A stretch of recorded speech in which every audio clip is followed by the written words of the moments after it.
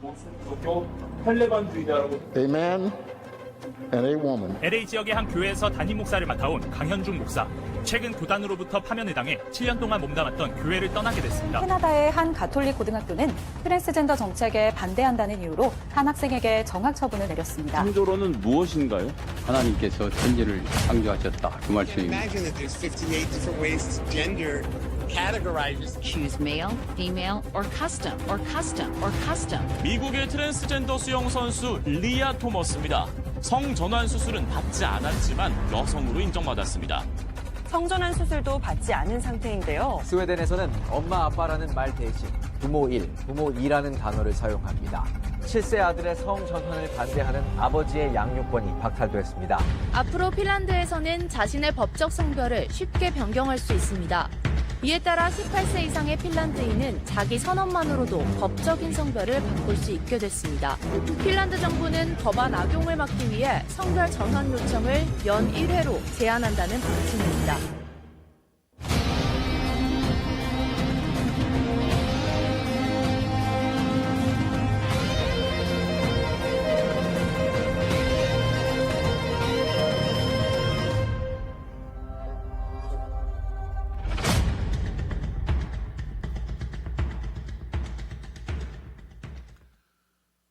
지금 짧은 그 동영상의 그 내용들이 우리가 악법을 막아내지 않으면 그런 현실들이 우리 가운데 오게 된다라는 겁니다. 지금 우리 코앞에 와 있고 그래서 우리가 악법 저지를 위한 연합예배와 기도회에 참여하려는 그 목적을 가지고 있습니다. 오늘 그 일에 우리 행복한 누리교회 모든 성도들이 함께 동참해 주시고 함께 하시기를 기대하며 소망합니다. 오늘 본문의 말씀의 제목은 교회의 본질입니다. 하인리히의 법칙이라는 말이 있는데요. 하인리히의 법칙. 한 번의 큰 재해가 있기 전에 그와 관련된 작은 사고나 징후들이 먼저 일어난다라는 법칙입니다. 큰 사고 한 건이 발생하기 전에 29번의 작은 사고가 나게 되고 같은 원인으로 아주 사소한 300번의 사고가 있다는 것입니다. 그래서 하인리히의 법칙을 1대 29대 30의 법칙이라고 이야기를 합니다. 하인리히의 법칙은 사소한 문제를 내버려 두거나 방치를 할 경우에 대형 사고로 일어날 수 있다는 점을 밝혀낸 것으로서 이것은 산업재해뿐만 아니라 국가의 크고 작은 모든 문제들을 비롯해서 지금 우리 앞에 심각해 놓여 있는 동성애 문제와 동성혼, 차별금지법 등의 악법 저지를 위해서 우리는 하인리히의 이 법칙을 다시 한번 생각하는 그런 시간을 갖고자 하는 것입니다. 우리는 지난 여름 참으로 무더웠었고 힘겨웠던 그러한 시간들을 보냈습니다. 그 무더웠던 7월 18일 약 100여일 전에 대한민국 대법원에서는 참으로 엄청난 일이 벌어졌습니다.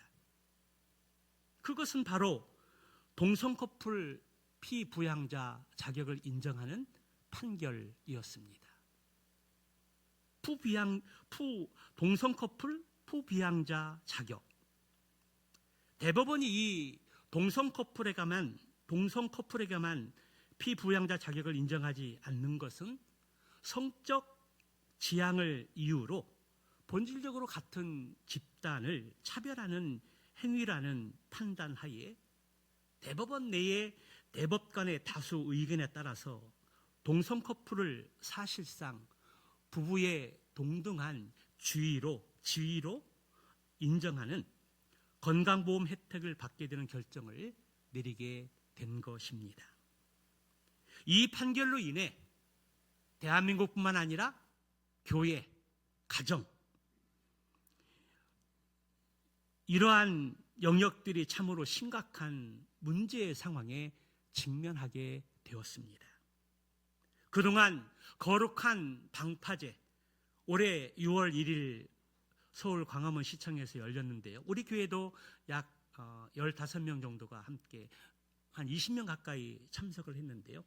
거룩한 방파제를 비롯한 반동성애 단체와 집회를 통해서 그 동성원 그런 것들을 어렵게 막아내고 있는 그 시점에 있어서 이번 대법원의 판결로 인해서 하나님의 창조의 질서가 그리고 남성과 여성으로 이루어지는 가족제도의 근간의 뿌리가 흔들리는 그러한 판결이 되어졌고 동성 결합에 관한 수문을 열어주게 된 그런 판결이 되어진 것입니다. 기론평 한동대 석자 교수는 이렇게 말합니다. 지난 2013년 미 연방 대법원에서 생존 배우자에게 부여됐던 상속세 면제 혜택을 동성 결합, 생존 상대방에게도 확대 적용 판결을 했습니다. 그리고 2년 만에 동성혼 합법화 판결이 나왔습니다. 동성애를 인정하고 동성애를 인정하게 되는 그 이후에 빠른 시간 안에 동성애가 통과되어졌다는 것입니다. 지금 대법원 판결에서 동성 커플 피부양자 자격 판결이 나왔습니다. 많은 해외 사례를 비춰보게 될 때 대법원에서 그런 판결이 나왔고 이제 그것이 허용되고 판결된 것들이 시행되게 되면 머지않아서 이 대한민국에도 동성애, 동성혼, 차별금지법 이러한 압법들이 통과되어지는 것은 시간 문제라는 것입니다. 그래서 동성애 동성혼 반대 대책위원장은 대법원 판결이 한국 교회의 동성애 물결을 일으키는 신호탄이 될 것들을 염려합니다. 그리고 피부양자 자격이 인정되면 이를 근거로 동성애를 반대하는 교회에 대한 비판이 거세질 것이고 동성애를 제도적으로 인정하지 않는다 할지라도 동성혼이 사회 전반에 걸쳐 자연스럽게 스며들 것이라고 심히 염려하고 있습니다. 그들의 염려가 아니더라도 우리는 지금 그러한 염려와 근심 걱정이 우리의 코앞에 다가와 있다라는 것입니다. 그렇습니다.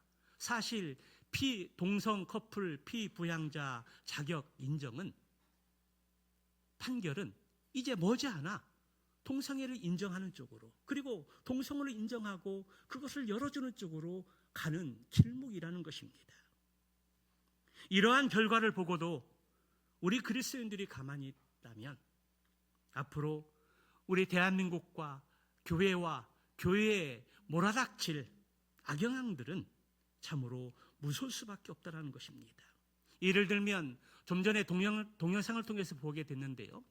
동성애를 반대하게 되고 이 강단에서 동성애가 죄라고 이야기하게 되면 감옥에 간다는 것입니다. 예수 그리스도만이 오직 유일한 하나님이시고 구원자이라는 사실들을 강단에서 말할 수 없게 된다는 것입니다. 또한 우리 자녀들이 생물학적 성과 다른 성 정체성을 가지게 될 때 성 결정권을 부모에게서 박탈해서 부모가 간섭하게 될 때 부모도 감옥 가게 된다는 것입니다.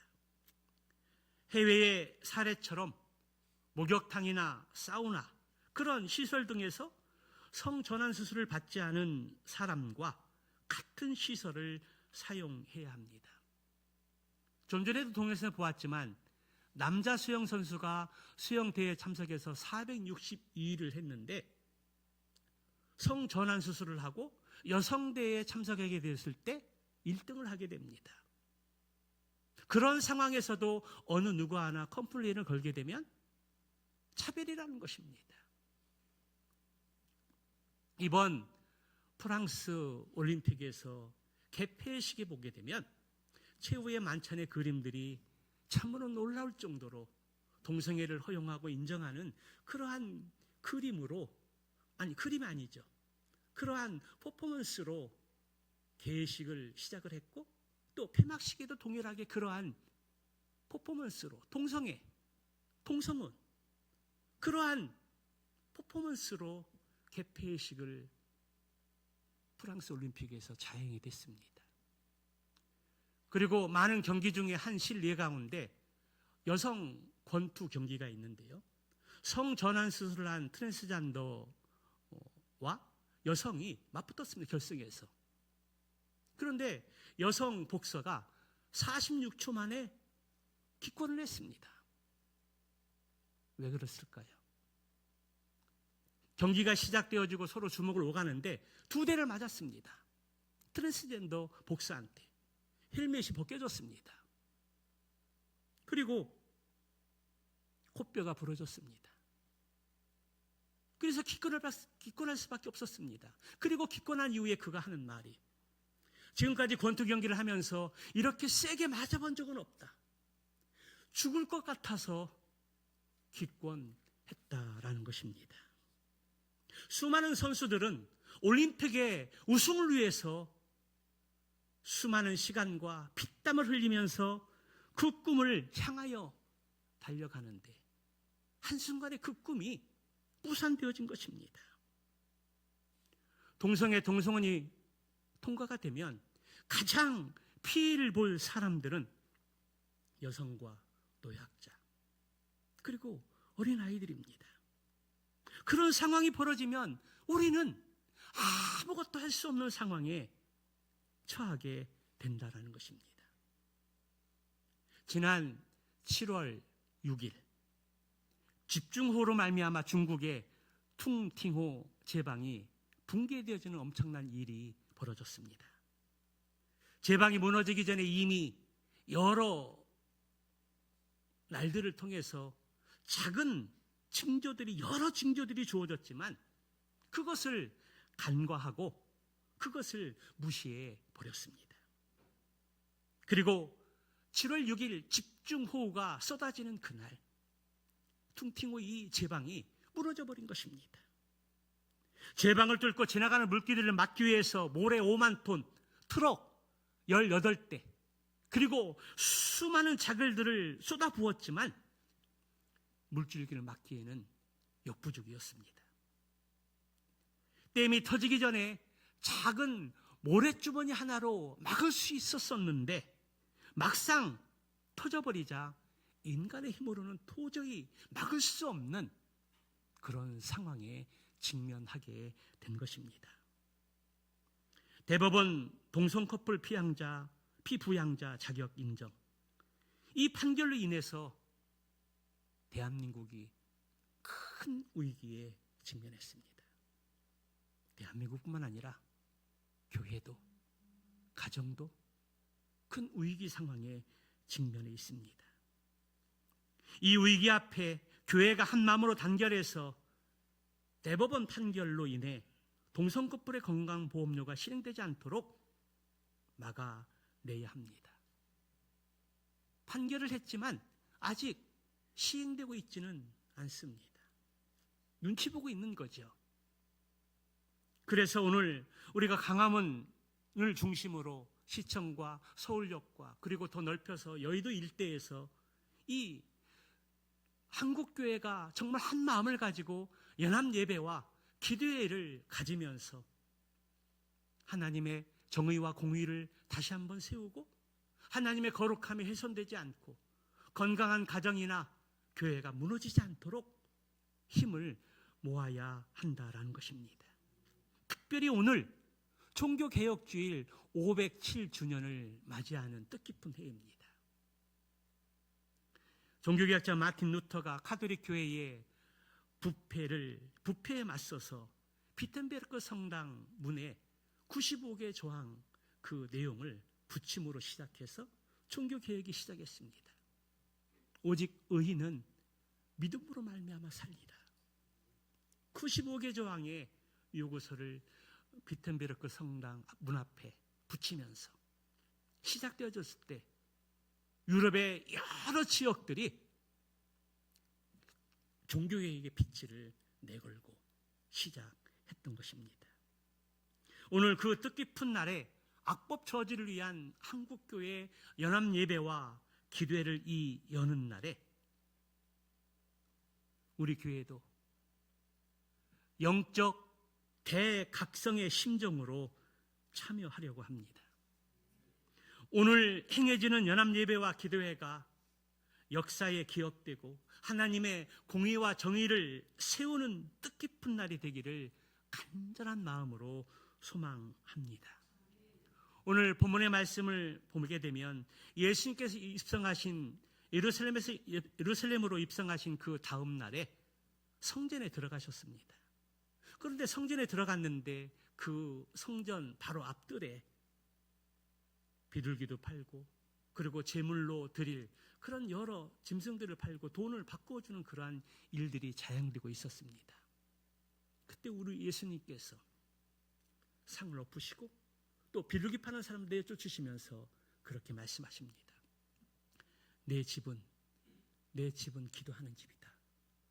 그런데 너희들이 강도의 소굴로 만들었도다라고 그들을 책망하시고 혼내셨던 것입니다.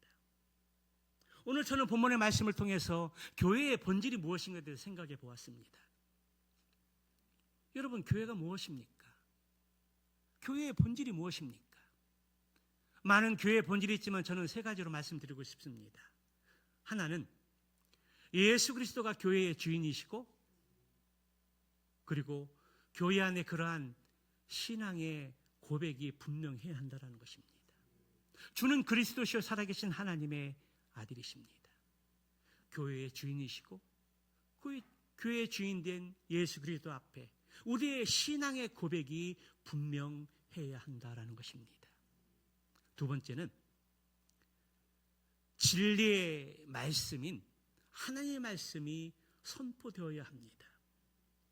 오직 구원은 예수 그리스도밖에 없다라는 이 진리, 이 말씀이 선포되지 않고 그 말씀을 전하지 못하도록 입에 잔물쇠를 채운다면 그것은 교회가 아닙니다. 하나님의 진리의 말씀이 막힘이 없이 선포되어야 한다라는 것입니다. 또 하나는 영혼 구원. 주님의 피값으로 교회를 세우시고 교회가 존재하는 궁극적인 목적이 있다면 그것은 영혼 구원입니다. 한 영혼을 구원하는 전도와 선교의 이 일에 교회의 사역이 집중되어야 한다라는 것입니다.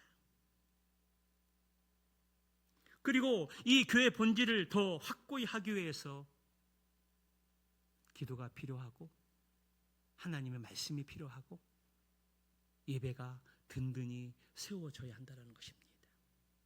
예배와 기도와 말씀이 견고하게 세워질 때 이 세계의 교회의 본질이 훼손되지 않고 주님이 이 땅에 오시는 그날까지 주님의 주님 되심, 신앙의 고백, 그리고 진리의 말씀의 선포, 영혼 구원의 그 일에 교회가 매진할 수 있습니다.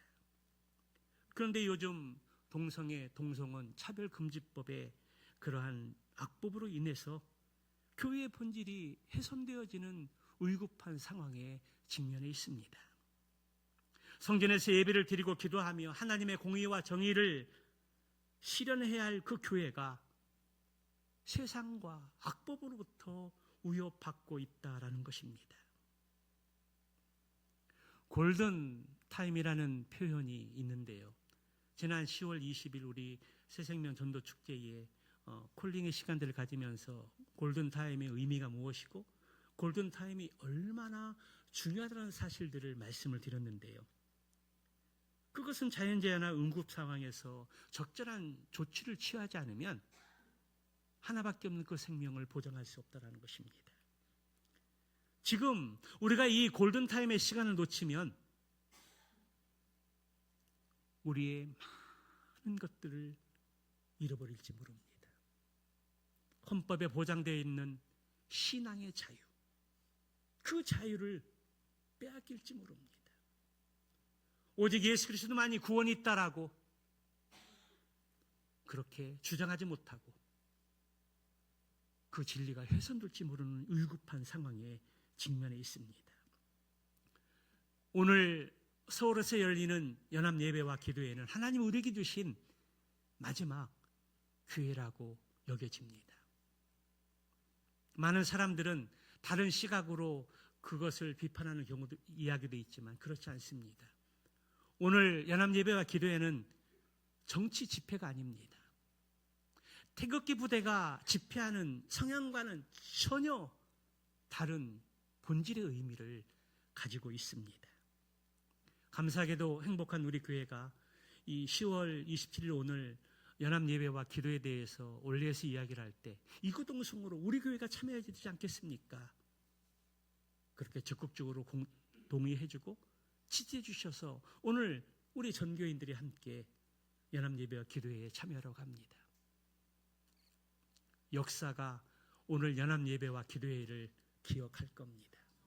이 예배와 기도회를 통해서 하나님의 공의와 정의가 다시 한번 세워지고 하나님의 창조의 질서가 훼손되지 않고 건강한 가정과 교회가 또 지켜지고 바르게 세워질 수 있는 동력을 얻고 힘을 얻고 그래서 진리가 승리하는 그날까지 우리가 예배하고 기도하고 나아가시길 바랍니다.